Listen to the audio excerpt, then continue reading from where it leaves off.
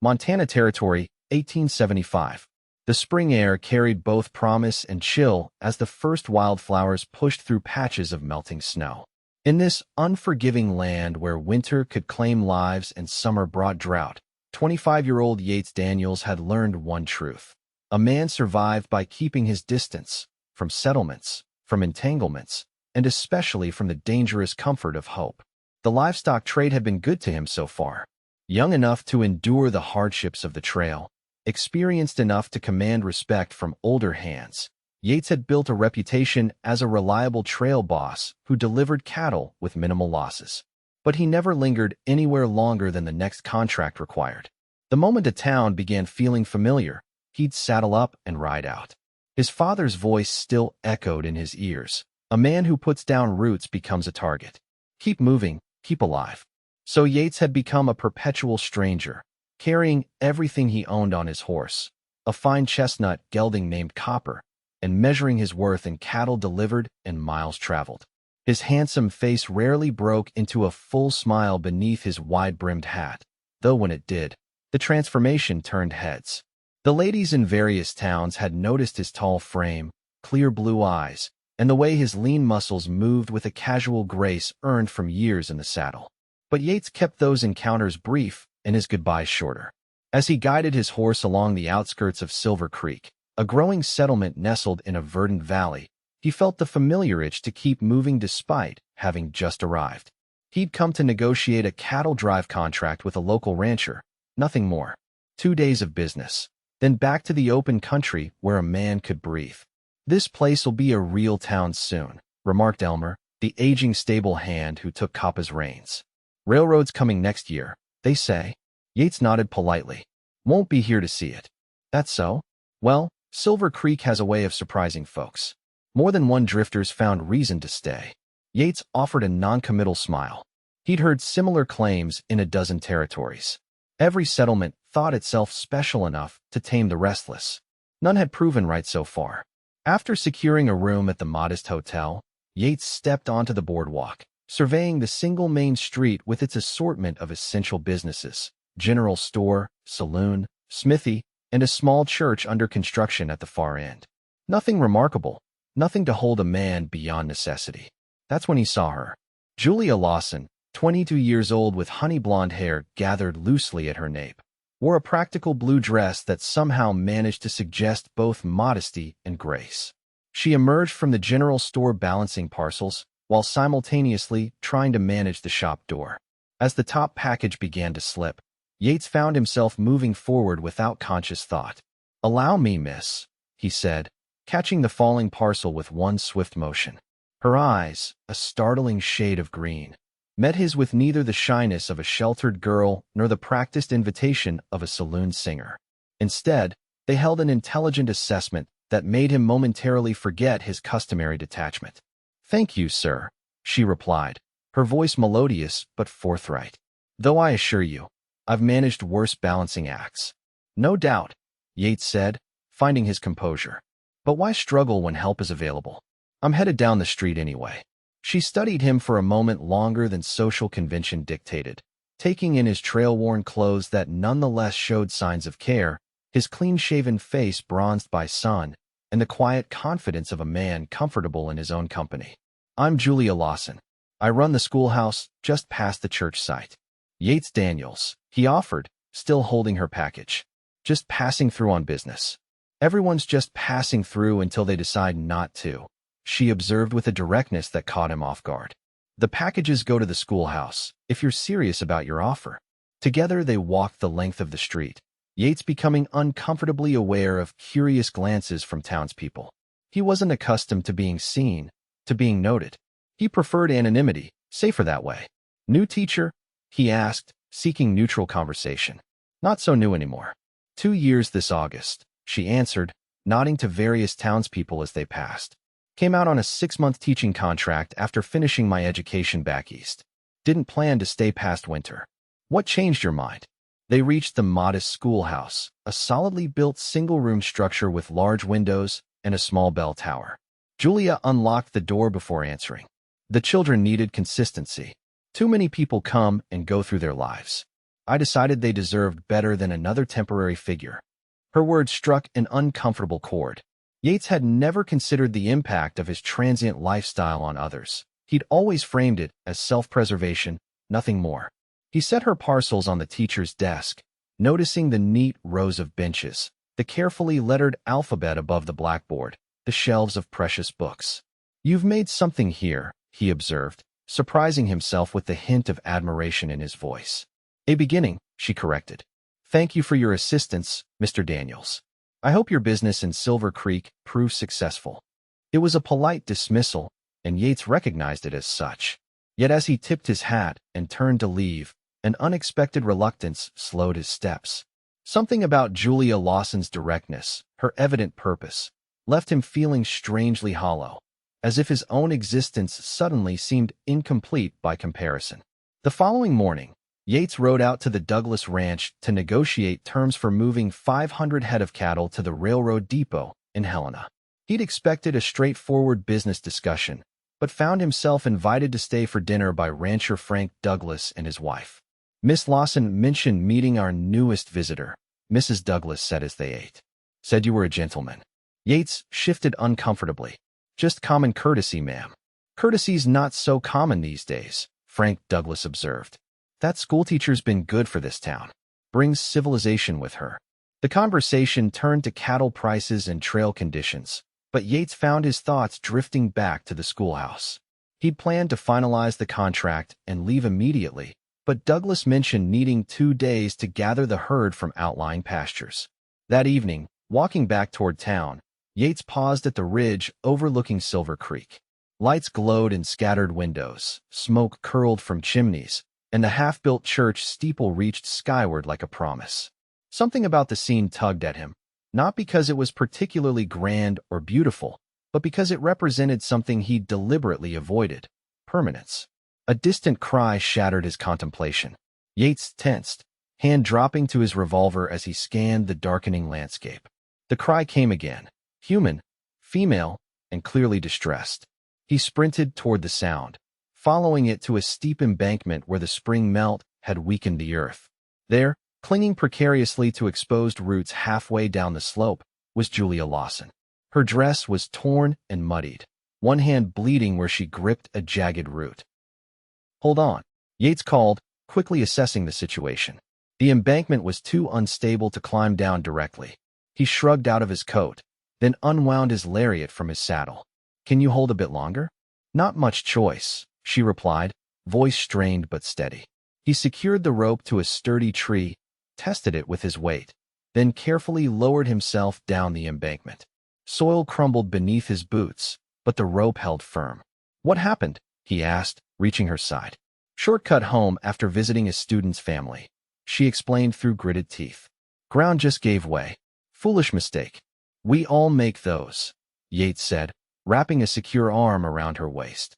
"Hold on to me now. I'll get us up." Their ascent was slow and precarious, Julia wincing with each movement. When they finally reached level ground, she collapsed onto the grass, breathing heavily. "Thank you," she managed. "Seems I'm in your debt twice now." Yates knelt beside her, examining her injured hand in the fading light. "This needs cleaning. Can you walk?" "Of course I can walk," she insisted, attempting to stand but faltering as pain shot through her ankle. Without asking permission, Yates lifted her into his arms. She stiffened momentarily, then relaxed against his chest. "My students will have quite the story tomorrow," she murmured. "Then let's give them something worth telling," he replied with unexpected lightness. The dashing cowboy rescues the schoolmarm from certain doom. Her laugh, warm and genuine, stirred something long dormant in his chest. By the time they reached town, Julia's predicament had drawn attention. Dr. Martin was summoned, diagnosing a sprained ankle and minor lacerations. Throughout the examination, Yates remained nearby, declining opportunities to leave. "You don't need to stay," Julia told him as the doctor wrapped her ankle. "I know," Yates replied simply. Later, as he escorted her to her small house near the schoolyard, Julia studied him with that same direct gaze that had first caught him off guard. "You were supposed to be gone by tomorrow," she observed. "Cattle drives delayed 2 days. Douglas needs time to gather the herd." "Convenient timing. For you or for me?" he asked, the question more revealing than he intended. She smiled. Perhaps for both of us, Mr. Daniels. Yates, he corrected. Yates, she echoed. You're still just passing through, though, aren't you? The question hung between them, weighted with something neither was prepared to name. He nodded, because anything else would be a lie, and Yates Daniels didn't make promises he couldn't keep. Always am, he confirmed. Then we understand each other, she said, her voice carefully neutral as she opened her door. Good night, Yates. And thank you again. He tipped his hat and turned away, but the certainty that had guided his wandering life now felt strangely insufficient. The next morning, Yates found himself outside the schoolhouse before classes began. Julia looked surprised to see him standing there, leaning against the hitching post with a small package in hand. For your hand, he explained, offering the package of healing salve he'd purchased from the general store. And this? He extended a sturdy walking stick, freshly cut and sanded smooth. Until your ankle heals. She accepted both gifts with a bemused expression. Most men who rescue ladies expect something in return, not the other way around. I'm not most men, he said. No, she agreed thoughtfully. You're not. The school bell rang, summoning children from all directions. Julia turned to greet her students, introducing Yates as a cattle driver who saved your teacher from a nasty fall. The children regarded him with undisguised curiosity. Will you tell us about the cattle drives, mister? Asked a freckle-faced boy of about 10. Before Yates could decline, Julia interjected. Mr. Daniels is very busy with his work, Tommy. Actually, Yates heard himself saying, I could spare an hour. If Miss Lawson approves. Might be educational. Julia's surprise was evident, but she nodded. Geography and commerce are certainly part of our curriculum. What Yates had expected to be an awkward obligation became something else entirely. The children's eager questions about trail life, stampedes, and distant territories drew out stories he rarely shared. Julia observed from her desk, her intelligent eyes following his animated descriptions of the vast landscapes he'd crossed. Have you ever been attacked by Indians? One boy asked. Met plenty of Indian people, Yates corrected gently. Most want the same things we do, safety for their families, enough to eat, and to be left in peace. Trouble usually comes when those simple things are threatened. He caught Julia's approving nod, and something warmed inside him. As the children filed out for their midday meal, Julia approached him, leaning lightly on her walking stick. You surprised me, she admitted. You have a way with them. Kids are good judges of character, he replied. Hard to fool them with pretense. And what about adults? Are we easier to fool? We fool ourselves more often than others fool us, Yates said, the words emerging from some truth he hadn't acknowledged until now. Their eyes held for a moment too long, and Yates felt the ground shifting beneath him just as surely as the embankment had crumbled under Julia. You should join us for the town social tomorrow evening, she said suddenly. Before you leave. Not much for socials. Of course not. You're just passing through, she reminded him, though something in her tone suggested challenge rather than acceptance. But you might enjoy seeing what people build when they decide to stay somewhere. The implied comparison to his own untethered existence wasn't lost on him. Yates tipped his hat and departed, telling himself he wouldn't attend the social. But the next evening found him there anyway, wearing his least worn shirt, hair dampened and combed, watching as Julia moved among the townspeople with easy familiarity. She belonged here, that much was clear. Her laughter, her conversations, the way children gravitated to her, all spoke of roots sunk deep. She's something, isn't she? Frank Douglas appeared beside Yates, following his gaze. Half the unmarried men in 3 counties have tried courting her. She's turned them all away. Smart woman, Yates commented neutrally. Maybe, Douglas mused. Or maybe she's waiting for someone who sees beyond Silver Creek's schoolteacher to the woman herself. Before Yates could respond, the music started, a fiddle and piano striking up a lively tune. To his dismay, Douglas's wife appeared, insisting Yates join the dancing. He found himself partnered with various town ladies, mechanically following the steps while his eyes repeatedly sought Julia across the room. When they finally found themselves facing each other in the dance, her cheeks were flushed, her honey-blonde hair coming loose from its pins. You came, she said as they circled each other, following the pattern of the dance. Apparently. And you can dance. A useful skill in more towns than you might expect, he replied. Is that what I am? A useful skill for passing through? The directness of her question caught him off guard. No, he said firmly. You're unexpected. The dance separated them before she could respond. When the music ended, Yates excused himself, stepping outside into the cool evening air. The weight of the town's communal joy felt suddenly suffocating, a reminder of everything he'd convinced himself he neither wanted nor deserved. He heard the door open behind him, but didn't turn. Running already? Julia asked, coming to stand beside him. Not running. Breathing. She nodded as if she understood. It can be overwhelming, belonging. I wouldn't know, he admitted. You could. The simple statement hung in the night air between them. Julia, he began, then faltered. I'm leaving tomorrow. I know. You've made that abundantly clear. Her voice held no accusation, only a calm acceptance that somehow cut deeper than anger would have. You're just passing through. That's what you do. It's what keeps me alive, he said, the confession spilling out before he could stop it. My father was a settler. Built a home, planted crops, made plans. Raiders came in the night when I was 12. He died defending what he'd built. My mother died from grief 6 months later. Julia's hand found his in the darkness. I'm sorry. Since then, I've lived by one rule. Never stay long enough to have something worth losing. And has it worked? This constant motion, has it brought you peace? The question pierced him like a physical blow. Had it worked? The endless horizon, the perpetual leaving, the careful distance. Had any of it filled the hollow space where belonging should have been? It's kept me alive, he repeated, less convincingly. There's a difference between living and simply not dying, Julia observed quietly. Before he could formulate a response, commotion erupted from the social hall.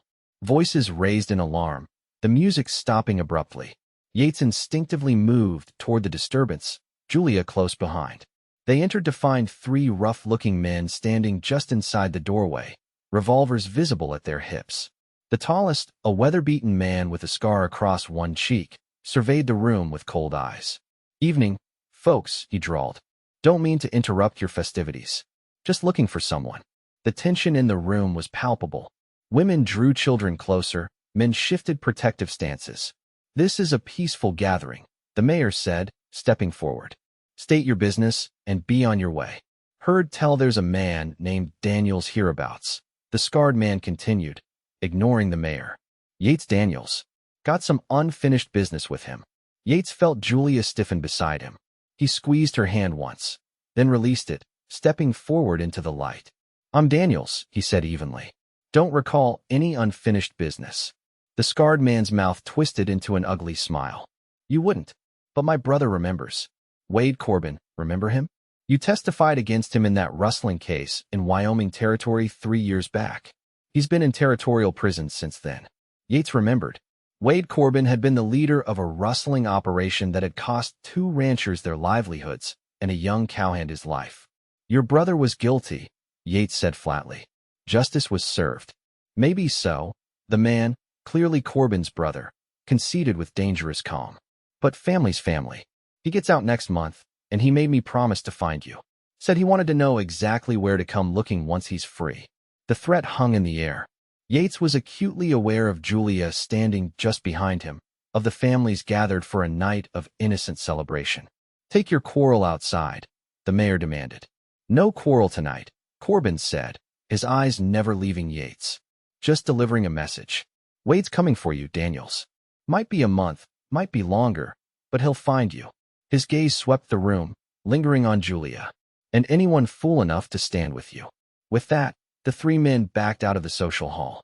Through the windows, Yates watched them mount their horses and ride out of town. The social attempted to recover its festive atmosphere, but the damage was done. Concerned murmurs replaced laughter, wary glances substituted for smiles. You should have told me you were in danger, Julia said quietly when they were alone again. I'm not. Not yet anyway, Yates replied. But this is exactly why I don't stay anywhere long. Trouble finds those who stand still. Or perhaps those who run never escape it, she countered. These people stood with you tonight.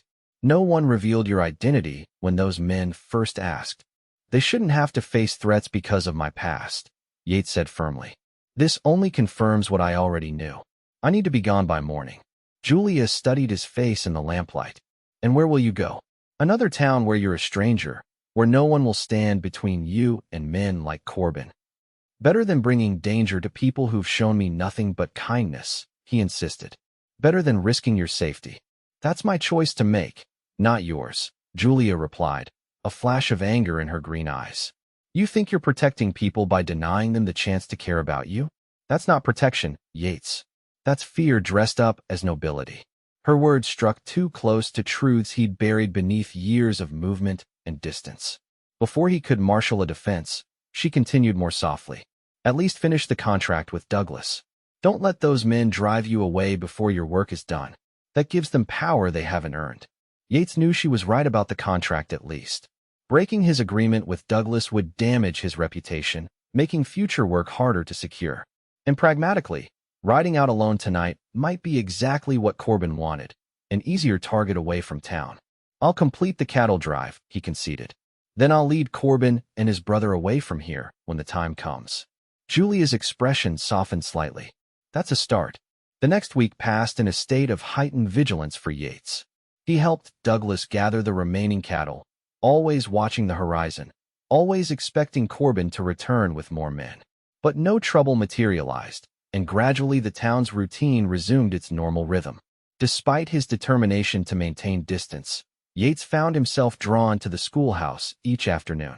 First it was to check on Julia's ankle, then to help repair a damaged shutter, then simply to walk her home. Their conversations ranged from books she'd read to territories he'd crossed, each exchange revealing more common ground than either had expected. You're different than I thought, she admitted one evening as they sat on her porch, watching the sunset paint the valley in gold. Most drifters I've met wear their restlessness like a badge. You wear yours like armor. Maybe it is armor, he acknowledged. Kept me alive this long. But at what cost? She asked gently. What might you have built by now if you weren't always preparing to leave? The question had no easy answer. What might he have built? A ranch of his own instead of moving other men's cattle? A home instead of rented rooms? Relationships that lasted beyond the next horizon? I watched my father die defending what he built, Yates said after a long silence. Everything he created became the reason he couldn't escape when danger came. Julia considered this. So instead, you build nothing? I build nothing permanent, he corrected. There's a difference. Is there? She turned to face him fully. What do you have to show for your years of movement, Yates? Where is your legacy? He had no answer that didn't sound hollow, even to himself. The cattle drive to Helena began 2 days later. Yates led the herd with 4 of Douglas's ranch hands, falling easily into the familiar rhythm of the trail. Yet something had shifted inside him. The open country no longer felt like freedom. Instead, each mile from Silver Creek created a peculiar tension in his chest. At their camp the second night, the youngest hand, barely 18, asked Yates about his travels. You must have seen every territory by now, the boy said admiringly. Which is the best place you've been? Yates stared into the campfire, surprised to find himself thinking not of majestic mountains or sweeping plains, but of a modest schoolhouse and a woman with direct green eyes. Best place isn't about the land, he heard himself saying. It's about the people who make it worth staying. The boy looked confused. But you don't stay nowhere. Anywhere, Yates corrected automatically, hearing Julia's teacher voice in his head. And no, I haven't. Not yet. They reached Helena 3 days later, delivering the cattle without incident. Douglas paid Yates his fee, adding a bonus for the smooth delivery. You heading back to Silver Creek with us? Douglas asked as they completed the transaction. Yates hesitated. His plan had been to continue northwest, perhaps into the Washington territory where Corbin would be less likely to follow. Need to think on it, he answered noncommittally. That night, alone in a Helena hotel room, Yates spread his map on the bed, tracing potential routes with his finger. Northwest offered new territories, fresh starts. East meant civilization, crowds, everything he'd spent years avoiding. South held familiar trails and old contacts. And west, back to Silver Creek, held Julia Lawson and her unnerving ability to see through his carefully constructed defenses. He folded the map, decision unmade, and tried to sleep.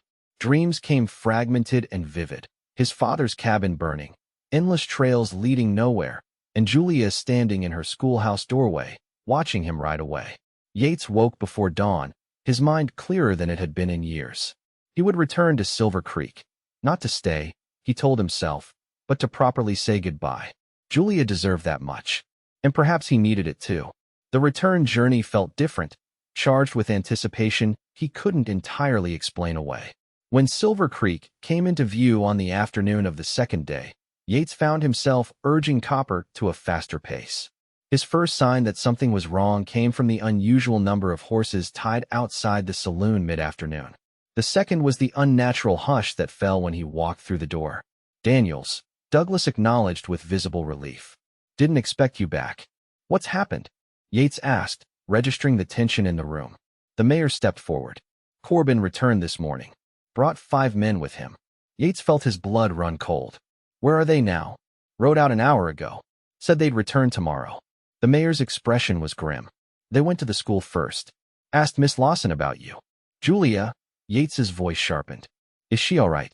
"Shaken but unharmed," Douglas assured him. "She's at the schoolhouse.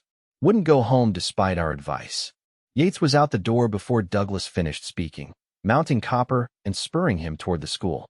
The building stood quiet in the late afternoon sun, windows open to catch the spring breeze. He dismounted in a fluid motion, taking the steps 2 at a time. Julia sat at her desk, a book open before her, though her eyes weren't moving across the page.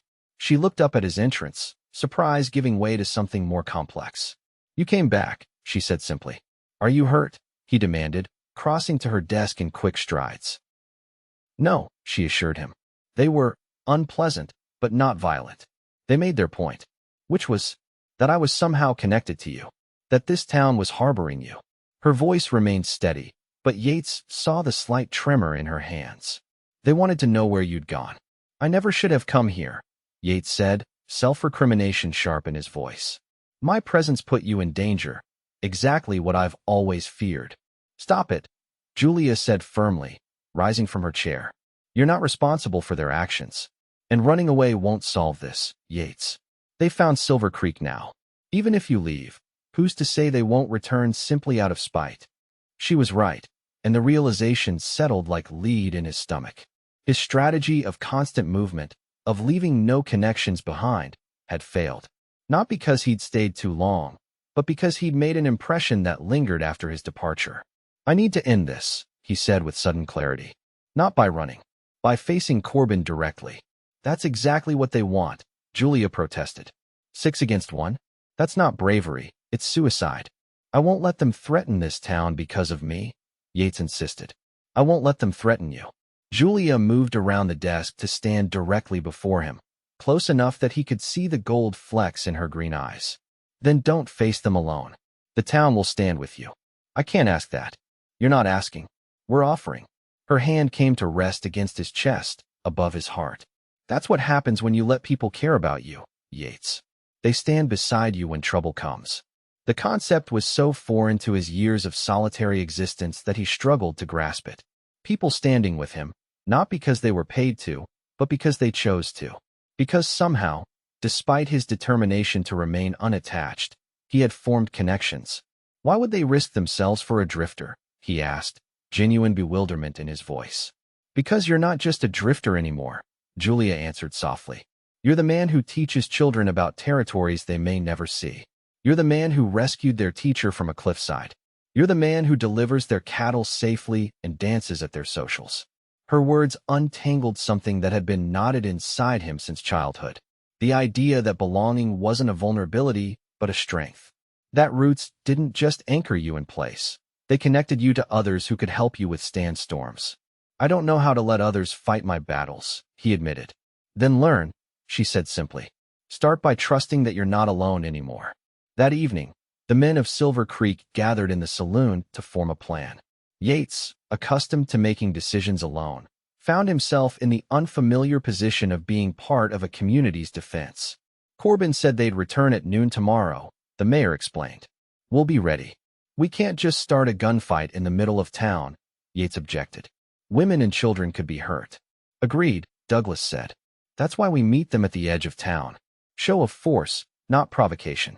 Make it clear Silver Creek stands united." As the discussion continued, Yates realized these men were protecting their home, not just defending him. His presence had been the catalyst, but their response came from something deeper, the frontier imperative to stand together against threats. By the time they dispersed, a strategy was in place. The women and children would gather in the church, while the men positioned themselves strategically throughout town. If Corbin could be reasoned with, violence might be avoided. If not, they would be prepared. Julia was waiting outside when Yates emerged from the saloon. "Walk me home," she asked. They moved through the quiet streets, the tension of the coming confrontation creating an intimacy neither could deny. At her door, Julia turned to face him. "Promise me something," she said. "If I can. Don't face them out of some misguided need to protect me specifically," she requested. "That's not what this is about." "Then what is it about?" he asked, genuinely seeking understanding. "It's about choosing to stand your ground instead of running. It's about recognizing that some things, some people, are worth the risk of staying." The moonlight silvered her hair, illuminating her face with a soft glow that made Yates's chest ache with possibilities he'd denied himself for too long. "Julia," he began, then faltered. "It's all right," she said with a sad smile. "You're just passing through. I've always known that." She turned to enter her house, but Yates caught her arm gently. "Wait," he said. "That's not what I was going to say." She looked back at him, hope warring with caution in her expression. "I've spent my life believing that movement meant freedom," he continued, the words coming slowly as he worked through truths he was only now accepting. "That attachment was a trap.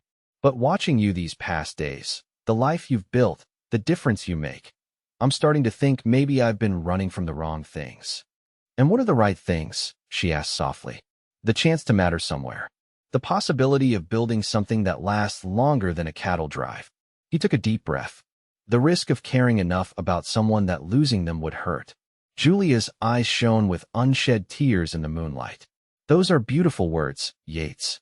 But tomorrow, when Corbin is gone, one way or another, the trail will still be waiting. Will your words still hold true then?" It was the essential question, the one he'd avoided his entire adult life. When danger passed, when the immediate need to stand firm faded, would his instinct to move on reassert itself? "I don't know," he admitted honestly. "I've never stayed long enough to find out. But I'd like the chance to try." She studied him for a long moment, then nodded once. "Then survive tomorrow, Yates Daniels. And we'll see what comes after." Their good night held the weight of unspoken possibility, of futures neither had allowed themselves to imagine until now. Morning broke clear and warm, the kind of spring day that promised summer's approach. Yates woke in his hotel room, checked his revolver with methodical care, and stepped out to face whatever came. The town had transformed overnight. Shutters were closed, streets emptied of the usual morning activity. Women and children made their way quietly to the church, while men took positions at strategic points. At precisely noon, 6 riders appeared on the road into town. Corbin led them, his scarred face set in grim determination. They slowed as they approached the town limits, clearly surprised by the reception awaiting them. 20 men stood in a loose semicircle at the edge of town, rifles and shotguns visible but not aimed. Yates stood at the center, flanked by Douglas and the mayor. "Looks like we're expected," Corbin called as they halted their horses a safe distance away. "This is Silver Creek business now," the mayor replied. "Whatever grievance you have with Daniels, you bring it to all of us." Corbin's eyes narrowed as he surveyed the opposition. "My quarrel's not with your town. You made it our concern when you threatened our schoolteacher," Douglas said flatly. Yates stepped forward. "Your brother was convicted by a proper court, Corbin. He rustled cattle and a man died. I only testified to what I saw. Family's family," Corbin insisted, though with less conviction than before. "And community is community," Yates countered, gesturing to the men beside him. "These people have no part in your vengeance. Take it up with me if you must, but leave Silver Creek out of it." A tense silence followed. Yates could see Corbin's men exchanging uncertain glances, clearly having expected an easier confrontation. 6 against 1 would have been fair odds, Corbin finally said. "This doesn't look so favorable." "It never should have been about odds," Yates replied.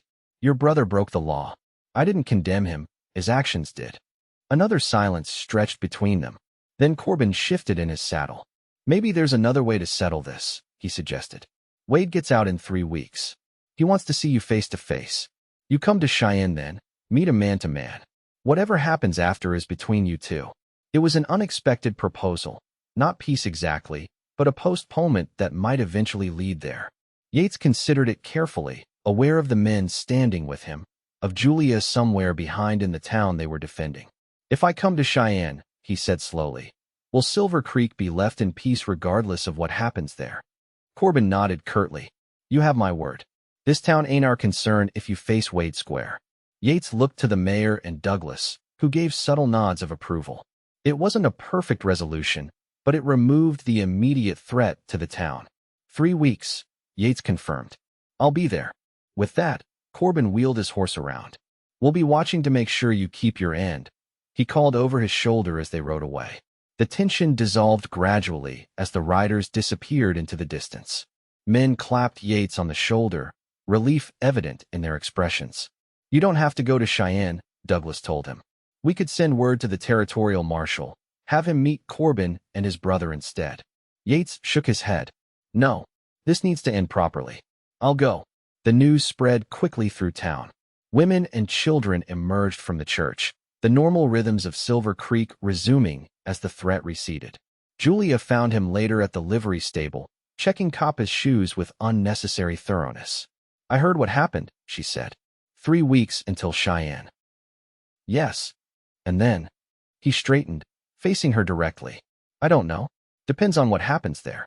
"That's not what I'm asking," Julia said, her directness unwavering even now. "After Cheyenne, whether it goes well or poorly, what then? Where does Yates Daniels go next?" It was the question that had haunted him since their conversation the previous night. The trail or Silver Creek? Movement or roots? Solitude or connection? 3 weeks is time enough to find out if I can belong somewhere, he said cautiously. "If you're willing to help me try." Her smile bloomed slowly, transforming her face with a joy that caught at his heart. "I think that can be arranged." The following days unfolded with a strange new rhythm for Yates. Instead of preparing to leave, he found himself integrating into Silver Creek's daily life. He helped repair the church roof, joined a town council meeting about the coming railroad, and spent afternoons in Julia's schoolhouse, sharing his knowledge of territories most of the children would never see. Each evening, he and Julia walked together, their conversations deepening as barriers fell away. He learned of her childhood in Pennsylvania, her decision to teach in the West, her early struggles to gain the town's trust. She listened as he gradually shared more of his own past, his father's dreams for their homestead, his mother's stories and songs, the years of rootless wandering that followed their deaths. "You've been looking for them," she observed one evening as they sat by the creek that gave the town its name. "Every new place, every horizon, you've been searching for what you lost." The insight struck him with its simple truth. "Maybe I have," he acknowledged. "Never thought of it that way." "Have you found it?" she asked, her question gentle but direct. Yates looked at her. This remarkable woman who had somehow seen past his defenses to the wounded boy still hiding beneath the drifter's persona, and felt something shift inside him, like earth settling after long disturbance. "I'm starting to think maybe I have," he admitted. Their first kiss came naturally that night, a tender exploration that held both question and answer. Yates cupped her face with calloused hands, marveling at the softness of her skin, the trust in her upturned face. "I can't promise I'll never want to leave," he confessed when they finally parted. "The open country's been in my blood too long." "I'm not asking you to stop being who you are," Julia replied. "Only to consider that who you are might include being part of something larger than yourself. Part of this community. Part of—" She hesitated, then finished softly, "us." The word hung between them, fragile and momentous. "Us," he repeated, testing the shape of it, finding it fit better than he'd expected. As the day for his journey to Cheyenne approached, Yates made preparations with careful deliberation. He arranged to meet with a lawyer in Cheyenne who might help negotiate a formal end to the Corbin feud. He wrote out a detailed account of the original rustling incident, including names of witnesses who could corroborate his testimony. And he bought land, 40 acres of promising grazing land just outside Silver Creek, with good water access and southern exposure. He told no one about the purchase, not even Julia. It felt too much like tempting fate before his confrontation with Wade Corbin. The night before his departure, the town held a small gathering to wish him well. Men who had stood beside him against Corbin raised glasses in his honor. Women who had once viewed him with the wariness reserved for drifters now pressed packages of food for his journey into his hands. "You'll come back to us," Mrs. Douglas said with firm certainty as she handed him a parcel of freshly baked bread. "If all goes well," Yates hedged. "It will," she insisted. "You have reason to return now." Her knowing glance toward Julia made his ears warm with unaccustomed self-consciousness. Later, walking Julia home for what might be the last time, Yates felt the weight of possibility pressing on him. 3 weeks in Silver Creek had changed him in ways he was only beginning to understand. The constant urge to move on had quieted to a distant whisper. In its place had grown something new, a sense of connection, of purpose beyond the next horizon. "I've never had this before," he confessed as they reached her door. "Had what?" she asked. "Something to come back to." Julia's eyes softened in the lamplight. "Is that what I am? Something to come back to?" "You're the reason I want to," Yates said, the truth of it surprising even him. "You in this town. What it could mean to belong here." She reached up to touch his face, her fingers tracing the line of his jaw with tender familiarity. "Then come back, Yates Daniels. Whatever happens in Cheyenne, find your way back to Silver Creek." "To you," he amended softly. "To me," she agreed. Their kiss held the poignancy of parting and the promise of reunion, a beginning rather than an end. The journey to Cheyenne took 4 days of steady riding. With each mile, Yates examined his feelings, searching for the familiar restlessness that had always driven him forward. Instead, he found himself looking backward, toward Silver Creek, toward Julia, with a longing that contradicted everything he believed about himself. Cheyenne bustled with the energy of a growing railroad town. Yates secured a room at a modest hotel, then sought out the lawyer he'd arranged to meet. The man listened carefully to Yates's account of both the original rustling case and the recent confrontation in Silver Creek. "Legally, you're on solid ground," the lawyer assured him. "Corbin's brother was convicted fairly, and their threats against you and the town constitute serious offenses." "I'm not looking to make more trouble," Yates explained. "Just want to end this cleanly, if possible." "Sometimes the law is the cleanest way," the lawyer observed. "I'll accompany you to the meeting, if you wish. My presence might encourage a more rational discussion."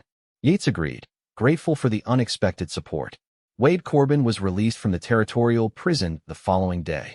Word reached Yates through the hotel clerk that the Corbin brothers wanted to meet at a saloon on the outskirts of town that evening. Choosing neutral ground, the lawyer noted when Yates informed him. "That's promising. Shows they're not planning ambush at least." Yates arrived at the appointed hour, the lawyer at his side. The saloon was busy but not crowded, with enough space between tables to prevent easy eavesdropping. The Corbin brothers sat at a corner table, Wade looking thinner and harder than Yates remembered from the trial. "Didn't expect you to bring Law with you," Wade observed as they approached. "Insurance," Yates replied calmly. "Same as the men watching your backs by the bar." A flicker of surprise crossed Wade's face, quickly suppressed. He hadn't expected Yates to notice the 2 men positioned for clear views of the table. "Let's talk plain," Yates continued, taking a seat. "Your quarrel is with me, not Silver Creek. I've come to settle it, one way or another." For the next hour, they negotiated, not with guns or threats, but with words carefully chosen and weighed. The lawyer's presence proved valuable, his knowledge of territorial law providing boundaries for the discussion. Eventually, a resolution emerged. Wade Corbin, chastened by his prison time and less eager for violent revenge than his brother had suggested, agreed to consider the matter closed in exchange for Yates's help securing work with a cattle outfit heading north. "I paid my debt," Wade said gruffly. "Just want to start fresh somewhere new." Yates understood that desire better than most. "I know an outfit in Montana that needs experienced hands. I can write you a letter of introduction." By evening's end, an uneasy peace had been established. Not friendship, not forgiveness exactly, but an agreement to move forward separately, the past acknowledged but no longer defining their future interactions. As Yates returned to his hotel, he felt a weight lifting that he hadn't fully recognized until its absence. The Corbin threat had been real, but not insurmountable. More importantly, he hadn't faced it alone, from the townspeople of Silver Creek standing with him to the lawyer who'd helped negotiate the settlement. For the first time since his parents' deaths, Yates had allowed others to help shoulder his burdens, and the world hadn't collapsed around him. He slept deeply that night, waking with a clarity of purpose he'd rarely experienced. After concluding the remaining business with the lawyer and providing Wade Corbin with the promised letter of introduction, Yates saddled Copper for the journey back to Silver Creek. Back to Julia. Back home. The realization didn't startle him as it once would have. Home. Not a place to flee from, but a destination to return to. The subtle but profound shift in his thinking felt right, as if a dislocated bone had finally been set properly. The return journey seemed both shorter and longer than the outward trek. Shorter because anticipation drove him to longer days in the saddle. Longer because each mile increased his impatience to arrive. As Silver Creek came into view on the afternoon of the fourth day, Yates reined Copper to a stop on the same ridge where he'd first overlooked the town. The scene before him was unchanged. The same modest buildings, the same church steeple reaching skyward, the same scattered homesteads dotting the surrounding valley. What had changed was his perception. Where once he'd seen only another temporary stop, he now saw possibility. Where he'd noticed only the distance to the next horizon, he now recognized the value of what lay directly before him. He urged Copper forward, down into the valley that held his future. Word of his return spread quickly. Douglas hailed him from the general store steps. The blacksmith waved from his forge. Children ran alongside Copper for a few paces, shouting welcome. But Yates had only one destination in mind. The schoolhouse stood as he'd left it, windows open to catch the late afternoon breeze. Classes would have ended an hour earlier, but he knew Julia often remained to prepare for the following day. He dismounted, straightening his travel-worn clothes as best he could before climbing the familiar steps. The door stood partially open, and he could hear Julia's voice inside, reading aloud. The scene that greeted him stopped him in the doorway. Julia sat at her desk, a book open before her, reading to a circle of women who sat on the children's benches. A sewing circle, he realized, gathered for literacy as well as handwork. Julia looked up mid-sentence, her eyes finding his with unerring precision. The book slipped from her fingers as she rose, color flooding her cheeks. "Ladies," she said, her voice admirably steady despite the emotion Yates could see in her eyes, "I believe we'll conclude early today." The women, noting the direction of her gaze, gathered their sewing with knowing smiles and murmured excuses. They filed past Yates with welcoming nods, several patting his arm as they departed. When the last had gone, Julia and Yates stood in the empty schoolroom, the space between them charged with all that remained unsaid. "You're back," she stated simply. "I am." "And the Corbins?" "Matters settled," he assured her. "They won't trouble Silver Creek again." She nodded, relief evident in the slight relaxation of her shoulders. "And you? Are you?" She hesitated, then finished carefully. "Just passing through?" The question echoed their first meeting, when he'd confidently asserted his temporary status in Silver Creek. How much had changed since then, both in circumstances and in his own heart? "No," Yates said with quiet certainty. "I've found where I belong." Julia's breath caught, hope illuminating her face. Here, he confirmed, closing the distance between them in measured steps. "With you, if you'll have me." "For how long?" she asked, and he heard the carefully guarded heart beneath the question. In answer, Yates reached into his coat and withdrew a folded document, placing it gently in her hands. "What's this?" she asked. "Deed to 40 acres outside town," he explained. "Good grazing land. Room for a house, barn, garden." Julia unfolded the paper with trembling fingers, reading the legal language that confirmed his words. "You bought land," she whispered. "I did. Before I left for Cheyenne," he admitted. "Wanted to be sure I had something to come back to. Something to build on." She looked up at him, tears brightening her green eyes. "You're really staying?" It wasn't a question anymore, but Yates answered anyway. "I'm staying. For good." The kiss they shared then held all the promise of beginnings, of a home to be built, a life to be shared, a future to be written together. When they finally parted, Julia's smile held a lifetime of possibilities. "Welcome home, Yates Daniels," she said softly. And for the first time since his childhood, Yates truly was home. Their wedding took place that autumn, as golden light bathed the valley and the first harvest was gathered. The entire town turned out to celebrate. The church filled to capacity as Julia walked down the aisle in a dress of ivory silk, her honey-blonde hair crowned with wildflowers. By spring, the foundation of their house had been laid on the 40 acres, Yates working alongside neighbors who volunteered their help in the frontier tradition of barn raisings and homestead buildings. Julia continued teaching, her classroom now including evening sessions for adults seeking education. Together, they built something neither had fully believed possible, a life rooted in place yet expansive in horizon, secure in belonging yet adventurous in spirit. Sometimes, on clear evenings, they would sit on their porch and watch the sun set beyond distant mountains. Julia would lean her head against Yates's shoulder, their hands intertwined, the quiet contentment between them more precious than any words. "Do you ever miss the trail?" she asked him once. The freedom of always moving on. Yates considered the question honestly, as he always did with her. "Sometimes I miss the simplicity of it," he acknowledged. "Just me and copper and the next horizon."